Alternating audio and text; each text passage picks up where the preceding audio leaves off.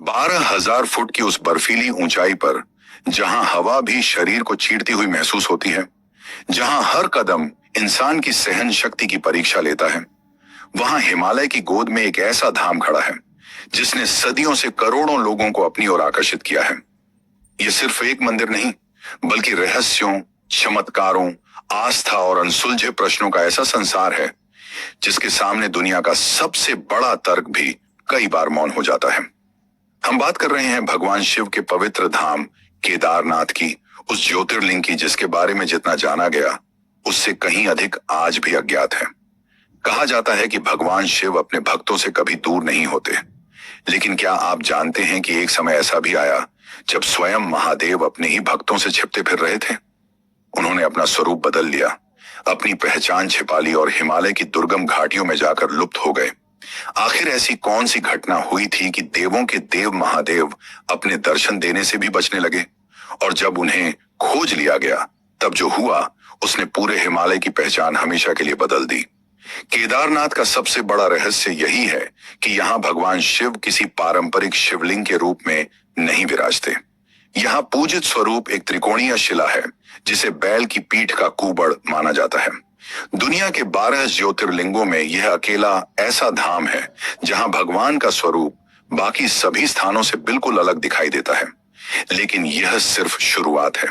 इस एक शिला के पीछे छिपी कहानी हमें ऐसे रहस्य के भीतर ले जाती है जहां एक भगवान का शरीर 5 अलग अलग पर्वतों पर प्रकट होता है, जहां एक धाम 5 तीर्थों में बदल जाता है, और आस्था का नक्शा एक देश की सीमा को पार करके दूसरे देश तक पहुंच जाता है। हिमालय की बर्फीली चोटियों के बीच सदियों से ऐसी मान्यताएं जीवित हैं जिन्हें सुनकर आज भी लोगों के रोंगटे खड़े हो जाते हैं। स्थानीय लोग बताते हैं कि यह भूमि साधारण नहीं है। यहाँ की हवा में तपस्या की ऊर्जा है, यहाँ की नदियों में देवताओं का स्पर्श है, और यहाँ की हर चट्टान किसी न किसी दिव्य कथा की साक्षी रही है। जब सूरज की पहली किरण मंदिर के शिखर को छूती है तो ऐसा लगता है मानो स्वयं प्रकृति भगवान शिव को प्रणाम कर रही हो, और जब रात के अंधेरे में पूरा क्षेत्र बर्फ की सफेद चादर से ढक जाता है तब यह धाम किसी अलौकिक लोक का द्वार प्रतीत होता है। हजारों वर्षों से आर्षि, मुनि, साधु, योगी और सामान्य श्रद्धालु इस धाम की ओर खींचे चले आते रहे हैं। किसी ने यहाँ मोक्ष की तलाश की, किसी ने अपने पापों से मुक्ति की, किसी ने जीवन का अर्थ खोजने की कोशिश की, और किसी ने सिर्फ भगवान शिव के चरणों में अपना सिर झुकाने की इच्छा से यह कठिन यात्रा पूरी की। लेकिन जितने लोग यहाँ आए उतनी ही कहानियां जन्म लेती गईं। कुछ कहानियां ग्रंथों में दर्ज हो गईं, कुछ लोक कथाओं में जीवित रहीं, और कुछ ऐसी भी हैं जिन्हें आज तक कोई पूरी तरह समझ नहीं पाया। केदारनाथ का इतिहास सिर्फ धार्मिक नहीं है, बल्कि यह भारत की प्राचीन वास्तुकला, संस्कृति और आध्यात्मिक चेतना का भी अद्भुत प्रमाण है। सोचिए, उस युग में जब न आधुनिक मशीनें थीं, न विशाल क्रेन, न पक्की सड़कें, और न ही आज जैसी तकनीक, तब इतनी ऊंचाई पर सैकड़ों टन वजन वाले पत्थरों से ऐसा मंदिर कैसे बनाया गया होगा जो सदियों तक भूकंप, बर्फीले तूफान, हिमस्खलन और प्रलयकारी बाढ़ का सामना करके आज भी अडिग खड़ा है। ये प्रश्न केवल श्रद्धालुओं को ही नहीं, बल्कि वैज्ञानिकों और इतिहासकारों को भी चकित करता है। और फिर आती है वह घटना जिसने पूरी दुनिया का ध्यान इस धाम की ओर खींच लिया। एक ऐसी रात जब प्रकृति ने अपना सबसे भयानक रूप दिखाया। पहाड़ टूट रहे थे, नदियां उफान पर थीं, पूरा क्षेत्र विनाश की चपेट में था, और ऐसा लग रहा था मानो सब कुछ समाप्त हो जाएगा। लेकिन जब सुबह हुई तब लोगों ने जो दृश्य देखा उसने हर किसी को हैरान कर दिया। चारों ओर तबाही थी, पर मंदिर वैसा ही खड़ा था जैसा पहले था। यह दृश्य केवल एक संरचना के बच जाने की कहानी नहीं थी, बल्कि आस्था और रहस्य के उस संगम की कहानी थी जिसे आज भी लोग श्रद्धा से याद करते हैं। केदारनाथ के रहस्य यहीं समाप्त नहीं होते। इस धाम से जुड़ी ऐसी परंपराएं हैं जो दुनिया के किसी भी अन्य मंदिर से अलग हैं। ऐसे नियम हैं जो सदियों से बिना बदले चले आ रहे हैं। ऐसे लोग हैं जिनकी भूमिका इस धाम से इतनी गहराई से जुड़ी हुई है कि उनके बिना यहाँ की पूजा अधूरी मानी जाती है। ऐसे रहस्य हैं जिनका संबंध हिमालय से लेकर दक्षिण भारत तक फैला हुआ है, और ऐसी मान्यताएं हैं जो भविष्य के बारे में ऐसी बातें कहती हैं जिन्हें सुनकर आज भी लोग आश्चर्य में पड़ जाते हैं। कई लोग केदारनाथ को सिर्फ एक मंदिर समझते हैं, लेकिन वास्तव में यह एक जीवित परंपरा है। यह वह स्थान है जहां इतिहास, पुराण, आध्यात्मिकता, प्रकृति और रहस्य एक साथ मिल जाते हैं। यहाँ हर पत्थर एक कथा कहता है, हर रास्ता एक तपस्या की याद दिलाता है और हर श्रद्धालु अपने साथ एक नया अनुभव लेकर लौटता है। शायद यही कारण है कि जो व्यक्ति एक बार केदारनाथ जाता है, उसके मन में बार बार वहां लौटने की इच्छा जागती रहती है। आज की इस विशेष यात्रा में हम केदारनाथ धाम के उन रहस्यों से पर्दा उठाएंगे जिनके बारे में बहुत कम लोग जानते हैं।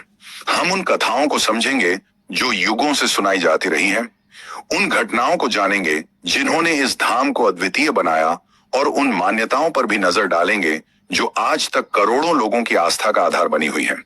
हिमालय की ऊंचाइयों से लेकर प्राचीन ग्रंथों तक, पांडवों की कथा से लेकर आधुनिक समय की घटनाओं तक और आध्यात्मिक रहस्यों से लेकर ऐतिहासिक तथ्यों तक, यह यात्रा आपको केदारनाथ के ऐसे रूप से परिचित कराएगी जिसे शायद आपने पहले कभी नहीं जाना होगा। तो आइए श्रद्धा, रहस्य और इतिहास से भरी इस अद्भुत यात्रा की शुरुआत करते हैं और प्रवेश करते हैं उस दिव्य संसार में जहां हर हर महादेव की गूंज आज भी हिमालय की चोटियों से टकराकर अनंत तक सुनाई देती है। महाभारत का युद्ध समाप्त हो चुका था। कुरुक्षेत्र की धरती पर फैली धूल अब बैठ चुकी थी, लेकिन उस युद्ध की भयावहता अभी भी लोगों के मन में जिंदा थी। लाखों योद्धाओं का रक्त धरती पर बह चुका था।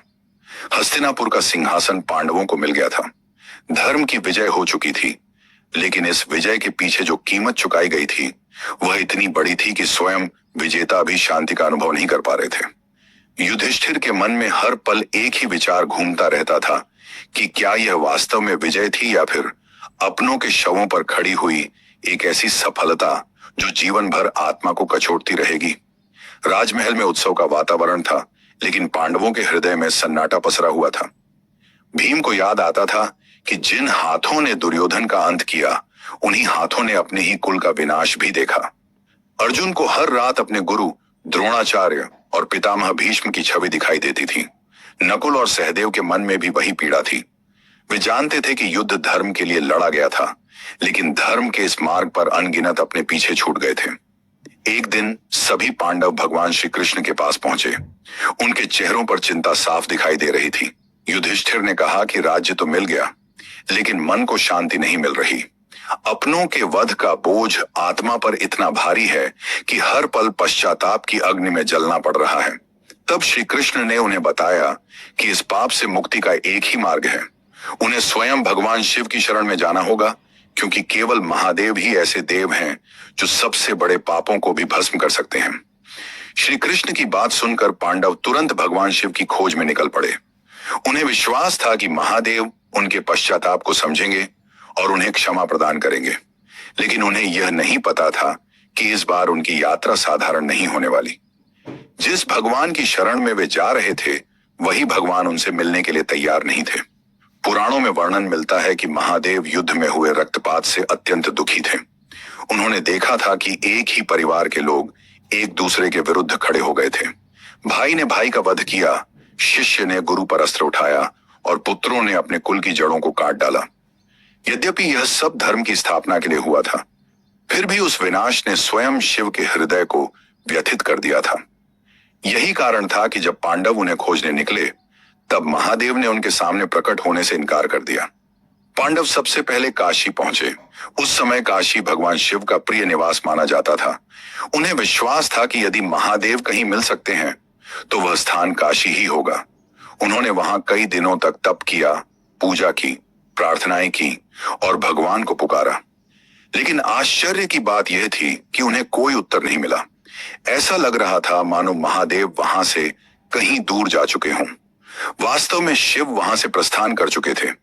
वे नहीं चाहते थे कि पांडव इतनी आसानी से उनके दर्शन प्राप्त कर लें। जब पांडव काशी पहुंचे, तब तक महादेव हिमालय की ओर निकल चुके थे। धीरे धीरे यह बात पांडवों को समझ आने लगी कि भगवान उनसे बच रहे हैं, लेकिन उन्होंने हार नहीं मानी। उन्होंने निर्णय लिया कि चाहे जितनी कठिनाई क्यों ना आए, वे भगवान शिव के दर्शन करके ही लौटेंगे।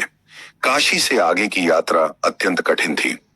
ऊंचे ऊंचे पहाड़, घने जंगल, बर्फीली हवाएं और दुर्गम रास्ते उनका इंतजार कर रहे थे। लेकिन पांडवों की भक्ति किसी भी बाधा से बड़ी थी। वे लगातार उत्तर दिशा की ओर बढ़ते गए। जितना आगे बढ़ते उतना ही ऐसा महसूस होता कि महादेव उनसे एक कदम और दूर हो गए हैं। इसी यात्रा के दौरान वे एक ऐसे स्थान पर पहुंचे जहां एक अद्भुत रहस्य उनका इंतजार कर रहा था। स्थानीय ऋषियों और तपस्वियों ने उन्हें बताया कि भगवान शिव कुछ समय पहले यहां आए थे, लेकिन अचानक किसी को दिखाई देना बंद हो गए, मानो वे हवा में विलीन हो गए हों। इसी घटना के कारण उस स्थान का नाम गुप्त काशी पड़ गया। गुप्त काशी अर्थात वह काशी जहां भगवान स्वयं गुप्त हो गए। जब पांडवों ने यह सुना तो वे समझ गए कि महादेव वास्तव में उनसे बचने का प्रयास कर रहे हैं, लेकिन इससे उनकी श्रद्धा और भी बढ़ गई। उन्हें लगने लगा कि यदि स्वयं देवों के देव उनसे दूर जा रहे हैं तो निश्चित ही उनकी परीक्षा ली जा रही है। इसलिए उन्होंने अपनी यात्रा जारी रखी। दिन बीतते गए, पहाड़ों की ऊंचाई बढ़ती गई, सांस लेना कठिन होता गया। रास्तों पर बर्फ की परतें जमी रहती थीं। कभी तेज हवाएं चलती, कभी घना कोहरा पूरे मार्ग को ढक लेता। लेकिन पांडवों के कदम नहीं रुके। वे लगातार भगवान शिव के पीछे पीछे बढ़ते रहे। उधर महादेव भी सब कुछ देख रहे थे। वे जानते थे कि पांडव केवल दर्शन के लिए नहीं बल्कि आत्मा की शुद्धि के लिए उन्हें खोज रहे हैं। फिर भी वे उनकी दृढ़ता को परखना चाहते थे। वे यह देखना चाहते थे कि क्या पांडव वास्तव में अपने कर्मों पर पश्चाताप कर रहे हैं या केवल पाप से मुक्ति पाने का आसान मार्ग खोज रहे हैं। हिमालय की गहराइयों में पहुंचकर महादेव ने एक अद्भुत निर्णय लिया। उन्होंने अपना दिव्य स्वरूप त्याग दिया और एक विशाल बैल का रूप धारण कर लिया। यह कोई साधारण बैल नहीं था। उसकी उपस्थिति में ऐसी दिव्य शक्ति थी जिसे शब्दों में व्यक्त करना कठिन है। उसका शरीर पर्वतों जैसा विशाल था और उसकी आंखों में ब्रह्मांड की गहराई समाई हुई थी। उस रूप में महादेव केदार की घाटी में पहुंच गए, जहां हजारों पशु चर रहे थे। बर्फ से ढकी चोटियों के बीच फैली उस घाटी में अनगिनत बैल और गायें थीं। महादेव उन्हीं के बीच जाकर खड़े हो गए ताकि कोई उन्हें पहचान न सके। पहली नजर में वे एक साधारण पशु दिखाई देते थे, लेकिन उनके भीतर स्वयं सृष्टि के स्वामी विराजमान थे। कुछ समय बाद पांडव भी उसी क्षेत्र में पहुंच गए। वे लगातार भगवान के संकेत खोज रहे थे। तभी भीम की दृष्टि वहां चर रहे पशुओं पर पड़ी। उनके मन में अचानक एक अजीब सा संदेह उत्पन्न हुआ। उन्हें महसूस हुआ कि इन हजारों पशुओं के बीच कोई ऐसा है जो साधारण नहीं है, कोई ऐसा जिसकी उपस्थिति पूरे वातावरण को बदल रही है। भीम अपनी असाधारण शक्ति के लिए प्रसिद्ध थे, लेकिन उस समय उनकी सबसे बड़ी शक्ति उनका विश्वास था। उन्होंने निश्चय किया कि चाहे महादेव किसी भी रूप में क्यों ना हो, वे उन्हें पहचान कर रहेंगे। हिमालय की ठंडी हवा के बीच बर्फीली घाटी में खड़े भीम की नजर अब हर एक पशु पर थी। उन्हें लग रहा था कि सत्य उनके बिल्कुल सामने है, बस उसे पहचानने की देर है। उसी क्षण केदार की घाटी में एक ऐसा रहस्य आकार लेने लगा जिसने आने वाले हजारों वर्षों के लिए इस स्थान को दुनिया के सबसे अद्भुत तीर्थों में बदल देना था। महादेव अपने बैल रूप में शांत खड़े थे और पांडव उनकी तलाश में उसी घाटी के चारों ओर फैल चुके थे। हिमालय मौन था, हवाएं मौन थीं और प्रकृति स्वयं मानो किसी अलौकिक घटना की प्रतीक्षा कर रही थी। केदार की उस विशाल घाटी में चारों ओर एक अजीब सी शांति फैली हुई थी। दूर दूर तक फैले बर्फ से ढके पहाड़, ठंडी हवाओं की सरसराहट और उनके बीच चढ़ते हुए हजारों पशु। देखने में सब कुछ सामान्य था, लेकिन उस दिन प्रकृति के भीतर कुछ असामान्य घट रहा था। पांडव कई दिनों की कठिन यात्रा के बाद यहां पहुंचे थे और अब उन्हें पूरा विश्वास हो चुका था कि भगवान शिव कहीं ना कहीं इसी क्षेत्र में उपस्थित हैं। वे दिखाई नहीं दे रहे थे, लेकिन उनकी दिव्य उपस्थिति को महसूस किया जा सकता था। भीम की नजर लगातार उन पशुओं के झुंड पर बनी हुई थी। जितना अधिक वह उन्हें देखते, उतना ही उनका संदेह गहराता जाता। उनके मन में बार बार यही विचार आता कि यदि महादेव वास्तव में किसी रूप में छिपे हैं, तो वे साधारण पशुओं की तरह व्यवहार नहीं कर पाएंगे। उनके भीतर कुछ ऐसा अवश्य होगा जो उन्हें बाकी सबसे अलग बनाएगा। धीरे धीरे शाम होने लगी। सूर्य की किरणें बर्फीली चोटियों पर सुनहरी चमक बिखेर रही थीं। पांडवों ने पूरे क्षेत्र का निरीक्षण किया, लेकिन कोई स्पष्ट संकेत नहीं मिला। तभी भीम के मन में एक अनोखा विचार आया। उन्होंने सोचा कि यदि महादेव वास्तव में इन पशुओं के बीच छिपे हैं, तो उन्हें बाहर आने पर मजबूर किया जा सकता है। भीम ने अपने भाइयों को अपने विचार के बारे में बताया। फिर उन्होंने घाटी के दो ऊंचे किनारों को चुना और अपनी विशाल शक्ति का उपयोग करते हुए स्वयं को इस प्रकार खड़ा कर लिया कि उनके दोनों पैर दो अलग अलग चट्टानों पर टिक गए। उनके पैरों के बीच एक संकरा मार्ग बन गया। उन्होंने निर्णय लिया कि घाटी के सभी पशुओं को उसी रास्ते से होकर गुजरना होगा। यदि उनमें कहीं महादेव छिपे हैं तो वे अवश्य कोई असाधारण प्रतिक्रिया देंगे। पशुओं को धीरे धीरे उस मार्ग की ओर हाँका जाने लगा। एक एक करके गायें और बैल भीम के पैरों के नीचे से निकलने लगे। अधिकांश पशु शांत थे। वे सिर झुकाकर उस रास्ते से निकलते जा रहे थे। पांडव बड़ी सावधानी से हर पशु को देख रहे थे। समय बीतता गया और सैकड़ों पशु निकल गए, लेकिन कुछ भी असामान्य नहीं हुआ। फिर अचानक वह क्षण आया जिसने इतिहास बदल दिया। झुंड के बीच खड़ा एक विशाल बैल आगे बढ़ा। उसका शरीर असाधारण रूप से बलशाली था। उसकी आंखों में एक ऐसी गहराई थी जो किसी साधारण प्राणी में नहीं हो सकती थी। जब वह भीम के पैरों के पास पहुंचा तो उसने आगे बढ़ने से इनकार कर दिया। वह वहीं खड़ा रहा। उसके भीतर कोई भय नहीं था। न वह झुका, न उसने रास्ता बदलने की कोशिश की। भीम की आंखें चमक उठी। उन्हें उसी क्षण समझ आ गया कि यही वह रूप है जिसकी उन्हें तलाश थी। साधारण पशु शक्ति के सामने झुक जाते हैं, लेकिन यह बैल बिल्कुल शांत खड़ा था। उसकी मुद्रा में ऐसा आत्मविश्वास था जो केवल देवत्व का संकेत दे सकता था। भीम ने बिना एक पल गंवाए उसकी ओर छलांग लगा दी, लेकिन जैसे ही उन्होंने बैल को पकड़ने की कोशिश की, एक चमत्कार हुआ। वह बैल अचानक धरती में समाने लगा। पहले उसके खुर मिट्टी के भीतर गए, फिर उसका शरीर धीरे धीरे नीचे धंसने लगा। ऐसा लग रहा था मानो स्वयं धरती उसे अपने भीतर समेट रही हो। यह दृश्य देखकर सभी पांडव स्तब्ध रह गए। उन्होंने पहले कभी ऐसा कुछ नहीं देखा था। भीम ने पूरी शक्ति लगाकर बैल के पिछले भाग को पकड़ लिया। उनके हाथ उस कुबड़ पर जम गए और उन्होंने उसे रोकने का प्रयास किया, लेकिन सामने स्वयं महादेव थे। धरती कांपने लगी। आसपास की चट्टानें थरथराने लगीं। पहाड़ों में गूंजती हुई एक अद्भुत ऊर्जा पूरे वातावरण में फैल गई। भीम पूरी ताकत से बैल को बाहर खींच रहे थे और बैल निरंतर धरती के भीतर समाता जा रहा था। कुछ क्षणों तक यह दिव्य संघर्ष चलता रहा। फिर अचानक एक प्रचंड प्रकाश फैला। ऐसा लगा मानो पूरी घाटी हजारों सूर्यों के प्रकाश से भर गई हो। पांडव अपनी आंखें तक नहीं खोल पा रहे थे। हवा की गति बढ़ गई। आकाश में गर्जना होने लगी। धरती की गहराइयों से निकलती हुई ऊर्जा चारों दिशाओं में फैलने लगी। और तभी वह हुआ जिसने इस पूरी भूमि को हमेशा के लिए पवित्र बना दिया। बैल का शरीर 5 भागों में विभाजित हो गया। जिस कुबड़ को भीम ने पकड़ा हुआ था वह उसी स्थान पर प्रकट हो गया। वही दिव्य स्वरूप आगे चलकर केदारनाथ के रूप में प्रसिद्ध हुआ। लेकिन शरीर के बाकी अंग अदृश्य होकर हिमालय की विभिन्न दिशाओं में चले गए। उस क्षण किसी को समझ नहीं आया कि वास्तव में क्या हुआ है। पांडव केवल उस दिव्य प्रकाश और ऊर्जा को महसूस कर पा रहे थे जो चारों ओर फैली हुई थी। धीरे धीरे प्रकाश शांत हुआ और उनके सामने भगवान शिव अपने वास्तविक स्वरूप में प्रकट हुए। उनकी जटाओं से दिव्य आभा निकल रही थी। गले में नाग सुशोभित था।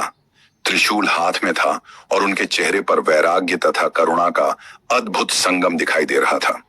पांडव तुरंत उनके चरणों में गिर पड़े। वर्षों का पश्चाताप उनकी आंखों से आंसुओं के रूप में बहने लगा। युधिष्ठिर ने विनम्रता से क्षमा मांगी। अर्जुन ने सिर झुका लिया। भीम, जिनकी शक्ति के सामने बड़े बड़े योद्धा कांपते थे, उस समय एक बालक की तरह मौन खड़े थे। महादेव ने उन्हें देखा। उनकी दृष्टि में क्रोध नहीं था। उन्होंने देखा कि युद्ध समाप्त होने के बाद ये पांचों भाई सत्ता के अहंकार में नहीं डूबे, बल्कि अपने कर्मों का बोझ लेकर उनकी शरण में आए हैं। उन्होंने अपने अपराधों को स्वीकार किया है और सच्चे हृदय से प्रायश्चित करना चाहते हैं। महादेव का हृदय पिघल गया। उन्होंने पांडवों को क्षमा प्रदान की और उन्हें पापों से मुक्ति का आशीर्वाद दिया। कहा जाता है कि उसी क्षण पांडवों की आत्मा पर वर्षों से जमा हुआ बोझ हल्का हो गया। उन्हें वह शांति प्राप्त हुई जिसकी तलाश में वे इतनी लंबी यात्रा करके यहां तक आए थे। लेकिन इस घटना ने एक नया रहस्य जन्म दे दिया। भगवान शिव का बैल रूप 5 अलग अलग स्थानों पर क्यों प्रकट हुआ? उनके शरीर के वे अंग कहां गए? क्यों हिमालय की अलग अलग चोटियों पर 5 अलग तीर्थ अस्तित्व में आए? इन प्रश्नों का उत्तर समय के साथ सामने आया और तब लोगों को झांत हुआ कि महादेव ने केवल पांडवों को दर्शन ही नहीं दिए थे, बल्कि पूरी हिमालयी भूमि को अपने शरीर के माध्यम से पवित्र बना दिया था। धीरे धीरे आर्षियों और साधुओं ने उन स्थानों की खोज शुरू की जहां शिव के शरीर के अन्य अंग प्रकट हुए थे। वर्षों की तपस्या, यात्राओं और खोज के बाद एक अद्भुत सत्य सामने आया। हिमालय की विभिन्न चोटियों पर 4 और दिव्य स्थल मिले जहां शिव के अलग अलग अंगों की पूजा की जाने लगी। इन सभी स्थानों को मिलाकर पंच केदार कहा गया। लेकिन जितना यह रहस्य सुलझता गया, उतना ही एक और बड़ा प्रश्न सामने आने लगा। यदि केदारनाथ में कुबड़ प्रकट हुआ, अन्य स्थानों पर शरीर के बाकी अंग प्रकट हुए, तो उस बैल का सिर कहां गया? यह प्रश्न केवल कुछ वर्षों या कुछ पीढ़ियों तक नहीं रहा।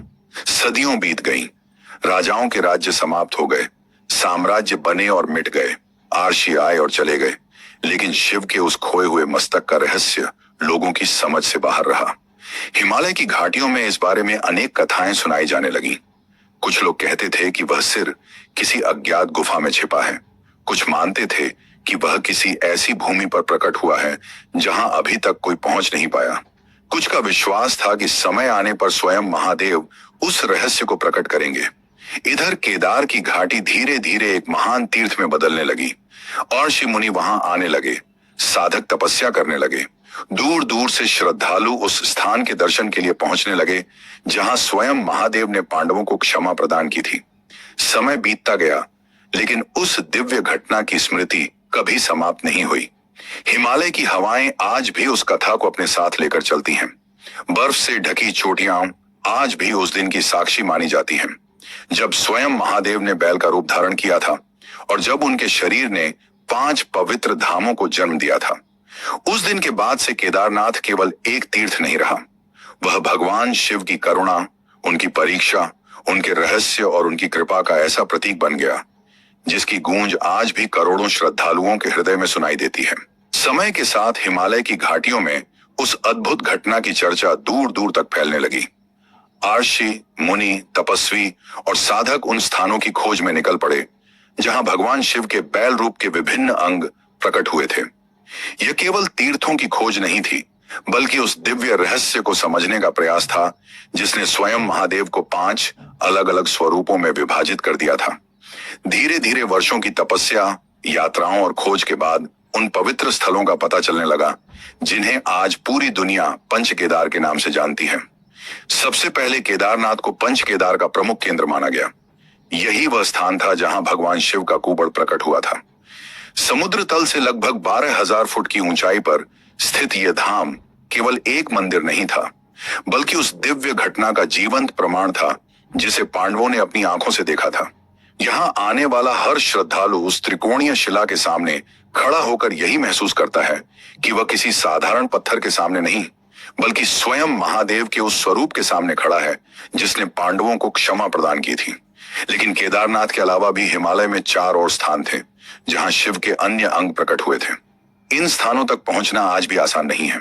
घने जंगल, ऊंचे पर्वत, बर्फीले रास्ते और कई किलोमीटर की कठिन पदयात्रा आज भी श्रद्धालुओं की परीक्षा लेती है। शायद यही कारण है कि पंच केदार की यात्रा को केवल तीर्थ यात्रा नहीं, बल्कि तपस्या माना जाता है। तुंगनाथ उन पवित्र स्थलों में से एक है जहां भगवान शिव की भुजाओं की पूजा की जाती है। लगभग 12,800 फुट की ऊंचाई पर स्थित यह मंदिर दुनिया का सबसे ऊंचा शिव मंदिर माना जाता है। जब कोई श्रद्धालु वहां पहुंचता है तो उसके चारों ओर केवल हिमालय की विशाल चोटियां दिखाई देती हैं। बादल कभी मंदिर के नीचे होते हैं और कभी उसके ऊपर। ऐसा लगता है मानो मंदिर पृथ्वी पर नहीं, बल्कि आकाश में खड़ा हो। स्थानीय मान्यताओं के अनुसार भगवान राम ने भी रावण वध के बाद यहाँ तपस्या की थी। इस कारण तुंगनाथ केवल पंच केदार का हिस्सा ही नहीं, बल्कि अनेक अन्य धार्मिक कथाओं का भी केंद्र माना जाता है। इसके बाद आता है रुद्रनाथ। यह पंच केदार का सबसे रहस्यमय और सबसे कठिन पड़ाव माना जाता है। यहाँ पहुंचने के लिए श्रद्धालुओं को घने जंगलों, खड़ी चढ़ाइयों और दूर दूर तक फैले बुग्यालों से होकर गुजरना पड़ता है। कई स्थानों पर ऐसा लगता है कि मानो इंसानी सभ्यता बहुत पीछे छूट चुकी है और केवल प्रकृति का साम्राज्य बचा है। रुद्रनाथ में भगवान शिव के मुख की पूजा की जाती है। यहाँ का वातावरण इतना शांत और रहस्यमय माना जाता है कि कई साधु वर्षों तक यहीं रहकर तपस्या करते रहे हैं। स्थानीय लोग कहते हैं कि रात के समय यहाँ की घाटियों में ऐसी ध्वनियां सुनाई देती हैं जिन्हें समझ पाना आसान नहीं होता। चौथा धाम है मध्यमहेश्वर। यह स्थान भगवान शिव की नाभि और मध्य भाग से जुड़ा हुआ माना जाता है। चारों ओर ऊंचे पर्वतों से घिरे इस मंदिर का वातावरण अत्यंत शांत और आध्यात्मिक है। यहाँ पहुंचने वाले श्रद्धालु अक्सर बताते हैं कि उन्हें एक अनोखी आंतरिक शांति का अनुभव होता है। स्थानीय मान्यता है कि यहाँ की पवित्र भस्म और जल में विशेष आध्यात्मिक शक्ति होती है। सदियों से साधु संत इस स्थान को ध्यान और साधना के लिए उपयुक्त मानते आए हैं। पंच केदार का पांचवां और अंतिम धाम है कल्पेश्वर। यह स्थान भगवान शिव की जटाओं से जुड़ा हुआ माना जाता है। बाकी 4 धामों के विपरीत कल्पेश्वर पूरे वर्ष खुला रहता है। यहां तक पहुंचने का मार्ग अपेक्षाकृत सरल है, लेकिन इसकी आध्यात्मिक महत्ता किसी भी तरह कम नहीं मानी जाती। कहा जाता है कि यहाँ आने वाला भक्त भगवान शिव के उस स्वरूप का दर्शन करता है जो सृष्टि और संहार दोनों का प्रतीक है। इन 5 धामों की यात्रा पूरी करने के बाद श्रद्धालु यह अनुभव करते हैं कि उन्होंने केवल मंदिरों के दर्शन नहीं किए, बल्कि भगवान शिव के एक एक अंग से जुड़े दिव्य रहस्य को समझने का प्रयास किया है। यही कारण है कि पंच केदार की यात्रा को अत्यंत पुण्यदायी माना जाता है। लेकिन इन सभी कथाओं के बीच एक रहस्य ऐसा था जो अब भी अनसुलझा था। भगवान शिव के बैल रूप का सिर कहां गया? कुबड़ केदारनाथ में था, भुजाएं तुंगनाथ में थीं, मुख की पूजा रुद्रनाथ में होती थी, नाभि मध्यमेश्वर में और जटाई कल्पेश्वर में। फिर भी उस बैल का वास्तविक मस्तक कहां प्रकट हुआ, इसका कोई निश्चित उत्तर किसी के पास नहीं था। सदियों तक यह प्रश्न लोगों को परेशान करता रहा। हिमालय के गांवों में इसके बारे में अनेक कथाएं प्रचलित थीं। कुछ बुजुर्ग कहते थे कि वह सिर किसी ऐसे स्थान पर है जहां पहुंच पाना सामान्य मनुष्यों के लिए संभव नहीं। कुछ लोगों का विश्वास था कि वह किसी गुप्त गुफा में सुरक्षित है। कुछ मानते थे कि समय आने पर स्वयं भगवान उस रहस्य को उजागर करेंगे। पुराने ग्रंथों में भी इसके संकेत मिलते थे। कई कथाओं में उल्लेख मिलता था कि बैल का सिर हिमालय के पार किसी दूरस्थ क्षेत्र में प्रकट हुआ था, लेकिन वह स्थान कौन सा था, इसकी स्पष्ट जानकारी किसी के पास नहीं थी। धीरे धीरे यह रहस्य आस्था और लोक कथाओं का हिस्सा बन गया। सदियां बीतती रहीं, राजाओं ने मंदिर बनवाए, तीर्थ यात्राएं शुरू हुई, लाखों श्रद्धालु पंच केदार की यात्रा करने लगे, लेकिन बैल के मस्तक का रहस्य जस का तस बना रहा। फिर समय बदला, नई पीढ़ियां आईं, शोध शुरू हुए, पुरानी परंपराओं और मान्यताओं को दोबारा परखा जाने लगा। विद्वानों, संतों और पुजारियों ने पुराने ग्रंथों, स्थानीय कथाओं और ऐतिहासिक प्रमाणों का अध्ययन करना शुरू किया। कई वर्षों तक चली इस खोज ने एक ऐसा परिणाम दिया जिसने पूरे धार्मिक जगत को आश्चर्य में डाल दिया। हिमालय के पार नेपाल की भूमि पर स्थित एक प्राचीन शिव मंदिर अचानक इस रहस्य के केंद्र में आ गया। सदियों से वहां पूजा हो रही थी, लेकिन किसी ने कल्पना भी नहीं की थी कि उसका संबंध सीधे केदारनाथ से हो सकता है। काठमांडू के निकट स्थित डोलेश्वर महादेव मंदिर का नाम धीरे धीरे चर्चाओं में आने लगा। कई परंपराएं और संकेत इस ओर इशारा कर रहे थे कि संभवतः यही वह स्थान है जहां भगवान शिव के बैल रूप का वास्तविक मस्तक प्रकट हुआ था। यह दावा साधारण नहीं था। यदि यह सत्य था तो इसका अर्थ यह था कि पंच केदार की कथा केवल भारत तक सीमित नहीं थी। इसका एक महत्वपूर्ण भाग नेपाल की भूमि पर भी मौजूद था। इसका अर्थ यह भी था कि भगवान शिव का वह रहस्यमय शरीर 2 देशों को एक आध्यात्मिक सूत्र में बांधता है। इस खोज ने श्रद्धालुओं और विद्वानों दोनों के बीच उत्सुकता बढ़ा दी। लोग जानना चाहते थे कि क्या वास्तव में सदियों पुराना वह रहस्य अब सुलझने वाला है? क्या वह खोया हुआ मस्तक मिल चुका है जिसकी तलाश पीढ़ियों से की जा रही थी? क्या हिमालय के उस पार छिपा कोई प्राचीन मंदिर वास्तव में केदारनाथ की कथा का अंतिम अध्याय था? इन्हीं प्रश्नों के बीच डोलेश्वर महादेव का नाम धीरे धीरे एक ऐसे रहस्य के रूप में उभरने लगा जिसने केदारनाथ की पूरी कहानी को एक नया आयाम दे दिया। हिमालय की ऊंचाइयों से शुरू हुई यह कथा अब एक अंतर्राष्ट्रीय सीमा को पार कर चुकी थी और भगवान शिव के उस स्वरूप की खोज को एक बिल्कुल नई दिशा मिल चुकी थी। सदियों तक भगवान शिव के बैल रूप के मस्तक का रहस्य केवल लोक कथाओं, मान्यताओं और अधूरी जानकारियों तक सीमित रहा।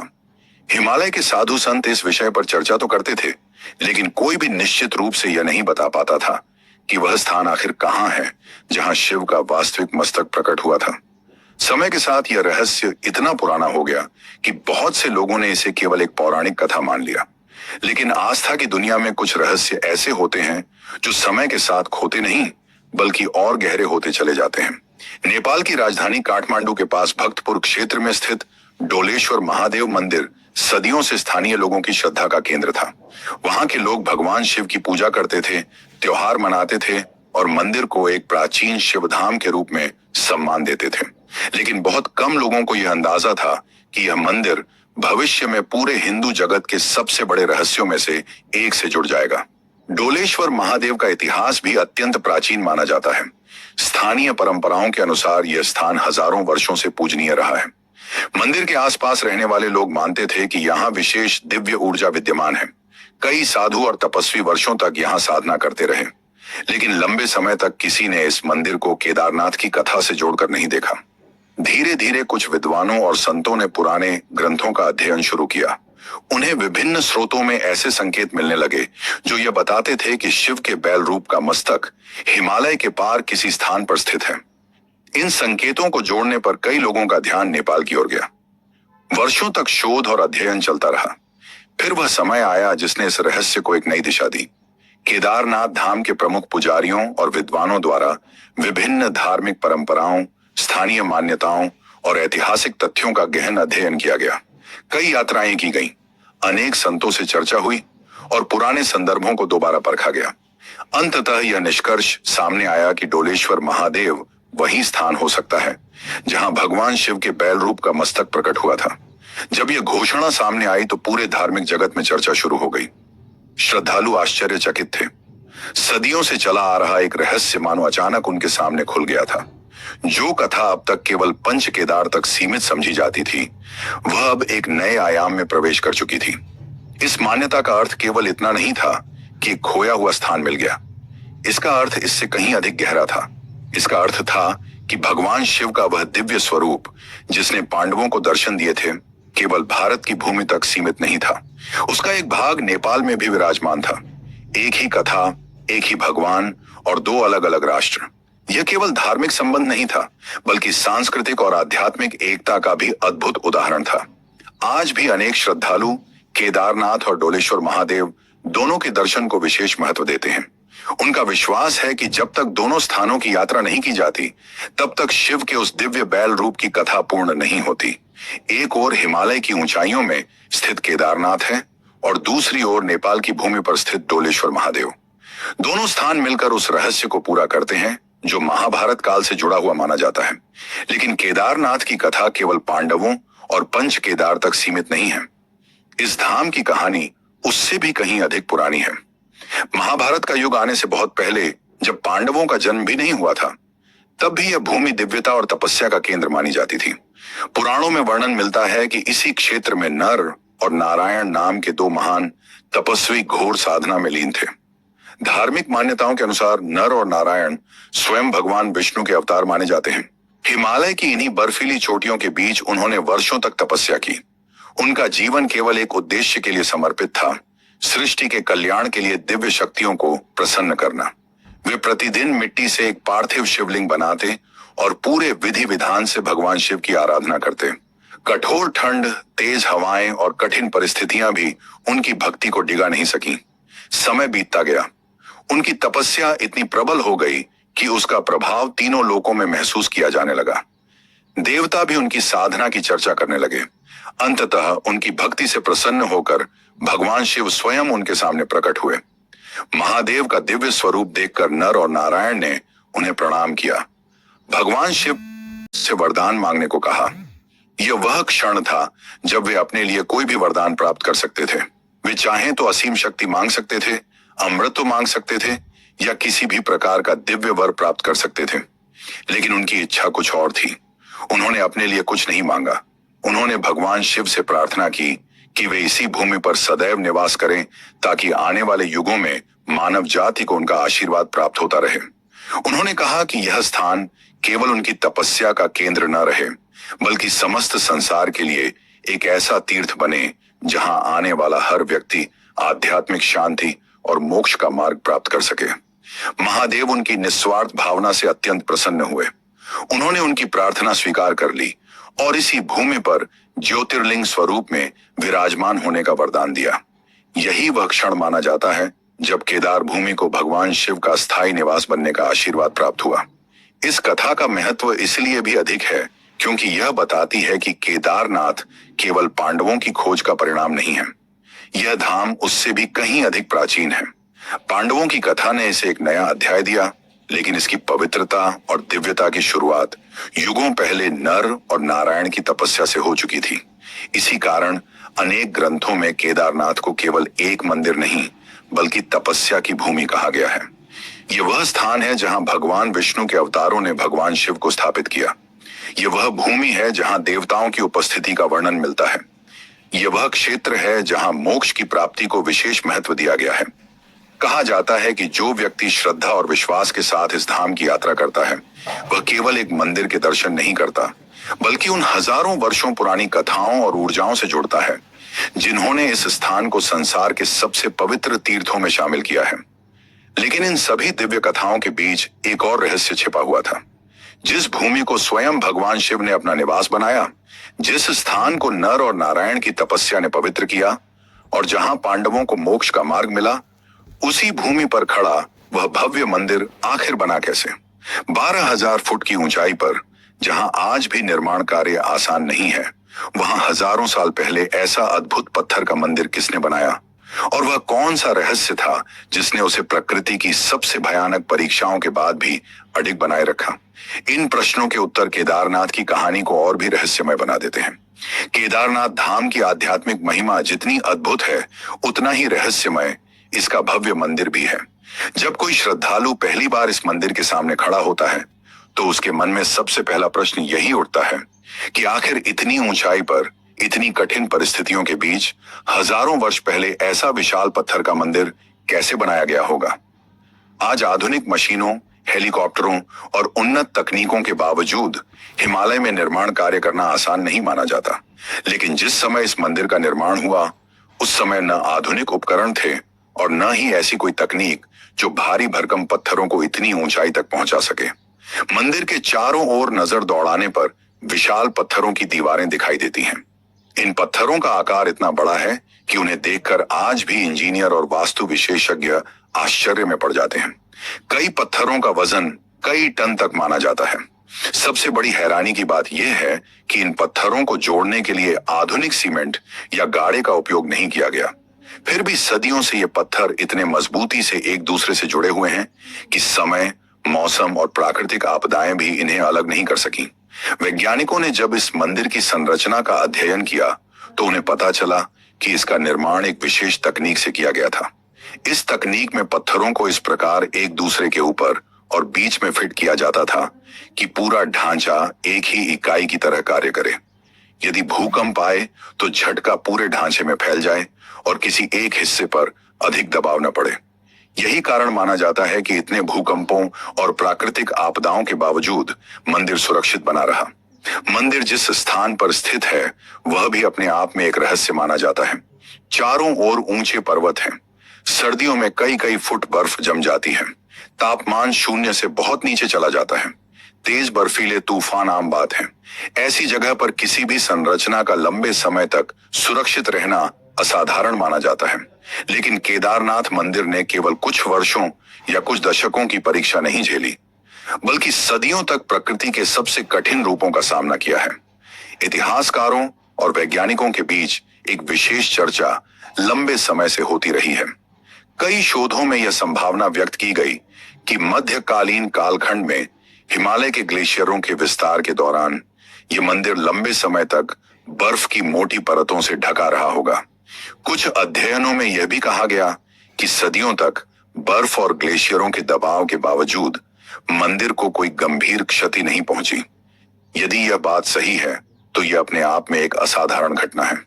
कल्पना कीजिए, चारों ओर जमी हुई मोटी बर्फ, लगातार बदलते ग्लेशियर, अत्यधिक ठंड और प्रकृति का निरंतर दबाव।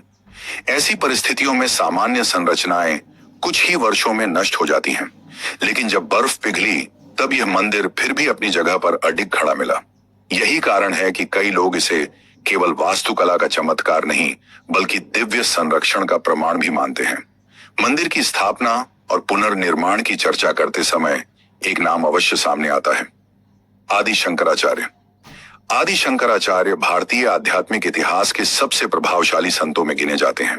कहा जाता है कि उन्होंने बहुत कम आयु में संन्यास ग्रहण कर लिया था और पूरे भारत की यात्रा की थी। उस समय देश के विभिन्न क्षेत्रों में धार्मिक परंपराएं बिखरी हुई थीं, अनेक स्थानों पर प्राचीन तीर्थ उपेक्षित अवस्था में पड़े थे। शंकराचार्य ने इन तीर्थों को पुनर्जीवित करने का महान कार्य किया। 8वीं शताब्दी के आसपास उन्होंने हिमालय की यात्रा की और केदारनाथ धाम को पुनः व्यवस्थित किया। मान्यता है कि उनके प्रयासों के कारण ही यह धाम फिर से व्यापक रूप से प्रसिद्ध हुआ। उन्होंने न केवल धार्मिक व्यवस्था को सुदृढ़ किया, बल्कि पूरे भारत को एक आध्यात्मिक सूत्र में जोड़ने का प्रयास भी किया। उनकी दृष्टि अत्यंत व्यापक थी।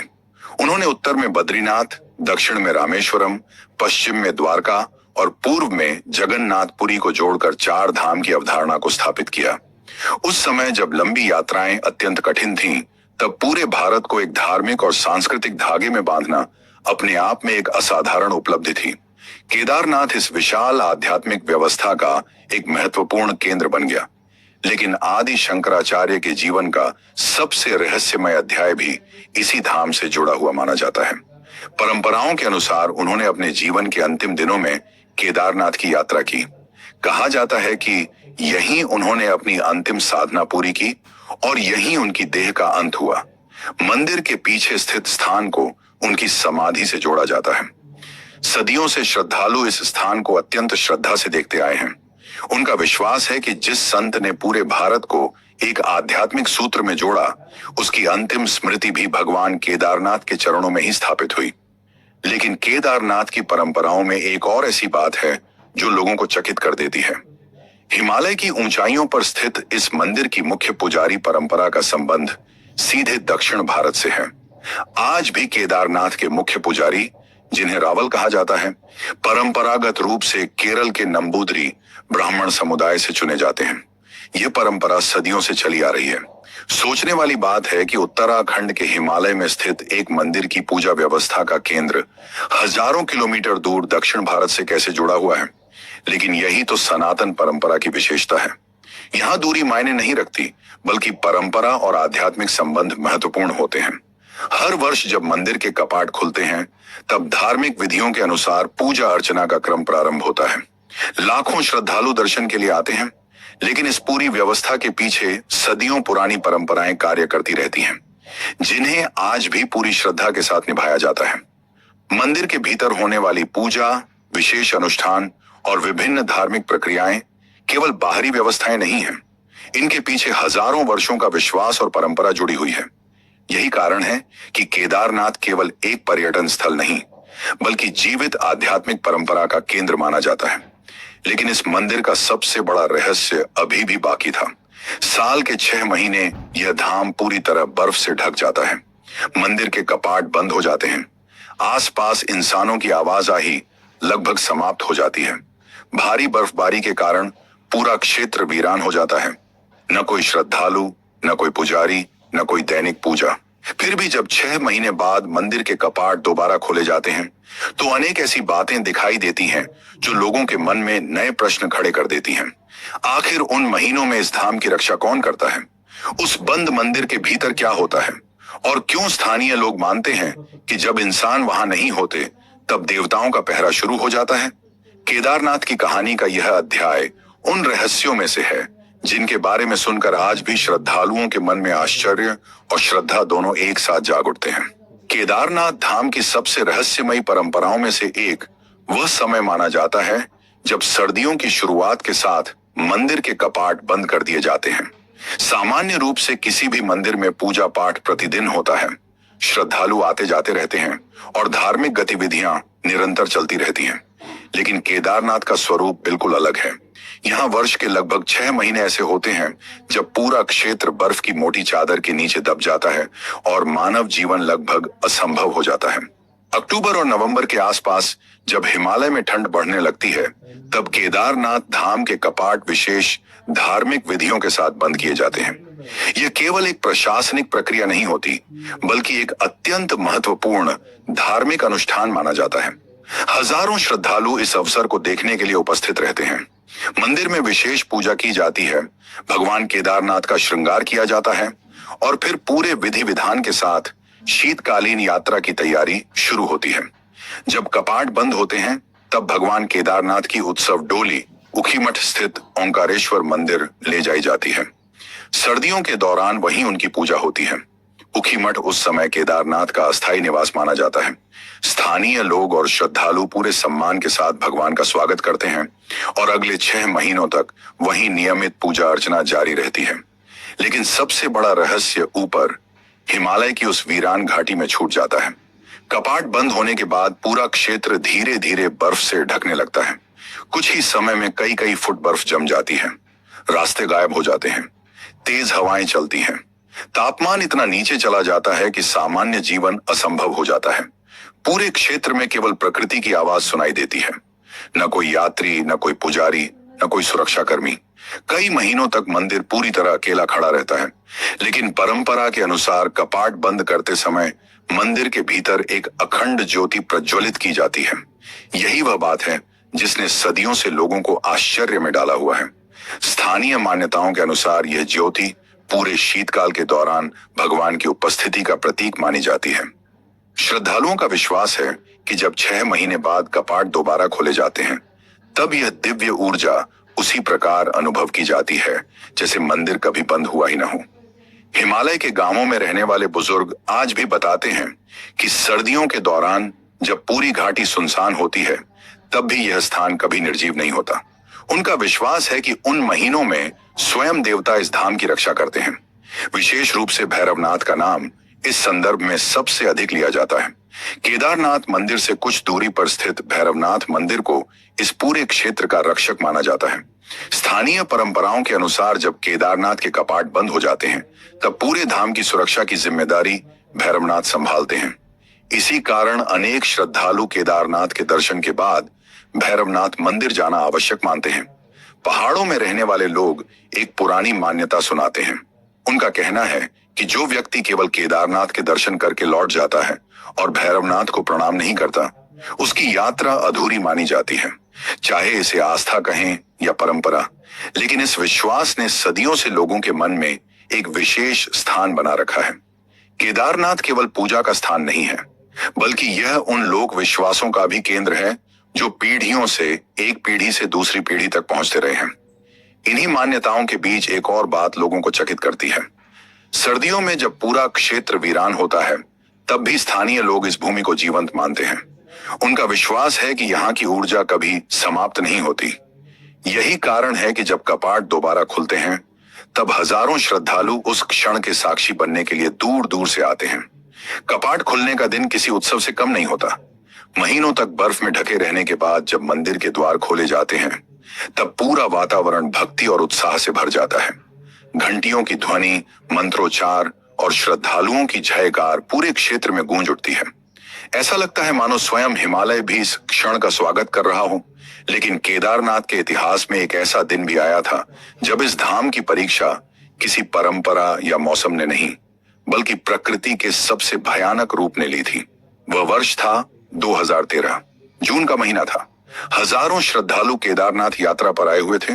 सामान्य रूप से यह समय यात्रा का प्रमुख मौसम माना जाता है।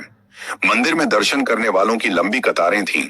आसपास के बाजारों में भीड़ थी। धर्मशालाएं यात्रियों से भरी हुई थीं। किसी को अंदाजा भी नहीं था कि कुछ ही घंटों बाद इतिहास की सबसे भयानक आपदाओं में से एक इस क्षेत्र पर टूट पड़ने वाली है। लगातार हो रही भारी वर्षा ने पूरे क्षेत्र की स्थिति बदल दी। पहाड़ों पर पानी का दबाव बढ़ता जा रहा था। नदियां उफान पर थीं। ऊपर स्थित चौराबाड़ी झील में भी जल स्तर लगातार बढ़ रहा था। फिर वह क्षण आया जिसने सब कुछ बदल दिया। एक भयानक जल प्रलय ने केदार घाटी को अपनी चपेट में ले लिया। पहाड़ों से पानी, कीचड़, बर्फ और विशाल चट्टानों का सैलाब नीचे उतरने लगा। देखते ही देखते पूरा क्षेत्र तबाही में बदल गया। रास्ते बह गए, इमारतें ढह गईं, धर्मशालाएं नष्ट हो गईं, हजारों लोगों का जीवन प्रभावित हुआ। उस रात ऐसा लग रहा था मानो प्रकृति अपने सबसे उग्र रूप में सामने आ गई हो। लेकिन इस विनाश के बीच एक ऐसी घटना घटी जिसने पूरी दुनिया का ध्यान अपनी ओर खींच लिया। जब सैलाब मंदिर की ओर बढ़ रहा था, तब ऊपर से बहती हुई एक विशाल चट्टान आकर मंदिर के ठीक पीछे रुक गई। वह चट्टान किसी दीवार की तरह खड़ी हो गई। उसके कारण पानी और मलबे का बड़ा हिस्सा 2 दिशाओं में बढ़ गया और मंदिर पर सीधा आघात नहीं हुआ। आज उसी चट्टान को लोग भीमशिला के नाम से जानते हैं। जब आपदा समाप्त हुई और लोगों ने आसपास का दृश्य देखा, तो वे स्तब्ध रह गए। चारों ओर भारी तबाही थी, अनेक संरचनाएं नष्ट हो चुकी थीं, लेकिन केदारनाथ मंदिर अभी भी अपनी जगह पर अडिग खड़ा था। यह दृश्य केवल एक घटना नहीं था, यह वह क्षण था जिसने आस्था, विज्ञान और रहस्य तीनों को एक साथ खड़ा कर दिया। कई विशेषज्ञों ने इसके पीछे भौगोलिक कारणों का अध्ययन किया, वैज्ञानिकों ने अपनी व्याख्याएं दी, लेकिन श्रद्धालुओं ने इसे भगवान की कृपा और धाम की दिव्य रक्षा के रूप में देखा। आज भी जब कोई व्यक्ति भीमशिला को देखता है तो उसके मन में अनगिनत प्रश्न उठते हैं। क्या यह केवल संयोग था? क्या यह प्रकृति का अद्भुत संतुलन था? या फिर वह कुछ ऐसा था जिसे केवल आस्था ही समझ सकती है? जो भी हो, 2013 की वह घटना केदारनाथ के इतिहास का ऐसा अध्याय बन गई जिसने इस धाम को पहले से भी अधिक रहस्यमय बना दिया। लेकिन सबसे आश्चर्यजनक बात यह थी कि इस प्रलय के बाद भी श्रद्धालुओं की आस्था कम नहीं हुई, बल्कि पहले से अधिक लोग इस धाम की ओर आकर्षित होने लगे। और इसी आस्था के बीच एक ऐसी भविष्यवाणी भी मौजूद है जिसके बारे में बहुत कम लोग जानते हैं। एक ऐसी भविष्यवाणी जो कहती है कि भविष्य में एक दिन केदारनाथ का यह मार्ग हमेशा के लिए बदल सकता है। केदारनाथ की कहानी केवल इतिहास, पुराणों और रहस्यों की कहानी नहीं है। यह आस्था की उस शक्ति की कहानी है जो समय, दूरी, मौसम और परिस्थितियों से कहीं बड़ी होती है। हजारों वर्षों से करोड़ों लोग इस धाम की ओर खींचे चले आते हैं, लेकिन जितनी पुरानी इसकी महिमा है, उतनी ही पुरानी इससे जुड़ी एक भविष्यवाणी भी मानी जाती है। हिमालय की गोद में बसे इस पवित्र क्षेत्र के बारे में स्थानीय परंपराओं और धार्मिक मान्यताओं में कहा जाता है कि एक समय ऐसा आएगा जब केदार घाटी के दोनों ओर स्थित नर और नारायण पर्वत आपस में मिल जाएंगे। जिस दिन ऐसा होगा, उस दिन केदारनाथ तक पहुंचने वाला वर्तमान मार्ग हमेशा के लिए बंद हो जाएगा। यह भविष्यवाणी सदियों से लोगों के बीच सुनाई जाती रही है। पहाड़ों में रहने वाले बुजुर्ग आज भी इस कथा का उल्लेख करते हैं और बताते हैं कि प्रकृति का हर परिवर्तन किसी न किसी बड़े संकेत का हिस्सा होता है। लेकिन इस भविष्यवाणी का अर्थ केवल भय नहीं है। सनातन परंपरा हमेशा परिवर्तन को विनाश नहीं, बल्कि एक नए आरंभ के रूप में देखती है। मान्यता है कि जब वर्तमान मार्ग बंद होगा, तब भगवान शिव की पूजा एक नए स्थान पर होगी जिसे भविष्य केदार कहा जाएगा। अर्थात भगवान का धाम समाप्त नहीं होगा, केवल उसका स्वरूप बदल जाएगा। जैसे ऋतुएं बदलती हैं, जैसे नदियां अपना मार्ग बदलती हैं, वैसे ही समय आने पर तीर्थों के रूप भी बदल सकते हैं। यह विचार अपने आप में अद्भुत है। एक ओर हम इंसान अपने जीवन में छोटी छोटी चीजों को स्थायी मान लेते हैं, वहीं हिमालय हमें सिखाता है कि इस संसार में परिवर्तन ही सबसे बड़ा सत्य है। पर्वत बदलते हैं, नदियां बदलती हैं, सभ्यताएं बदलती हैं, लेकिन आस्था नहीं बदलती। यही कारण है कि केदारनाथ केवल पत्थरों से बना मंदिर नहीं है। यह उस विश्वास का नाम है जो युगों से लोगों के हृदय में जीवित है। जब हम केदारनाथ की पूरी यात्रा को देखते हैं, तो यह केवल एक तीर्थ की कहानी नहीं लगती। ये एक ऐसे भगवान की कथा बन जाती है जो अपने भक्तों से छिप भी जाते हैं और उन्हीं पर कृपा भी बरसाते हैं। यह उस धाम की कथा बन जाती है जहां पांडव अपने पापों से मुक्ति पाने आए थे। यह उन ऋषियों की कथा बन जाती है जिन्होंने हजारों वर्षों तक तपस्या करके इस भूमि को पवित्र बनाया। यह उन संतों की कथा बन जाती है जिन्होंने अपने जीवन को धर्म और मानवता के लिए समर्पित कर दिया। यहाँ हर पत्थर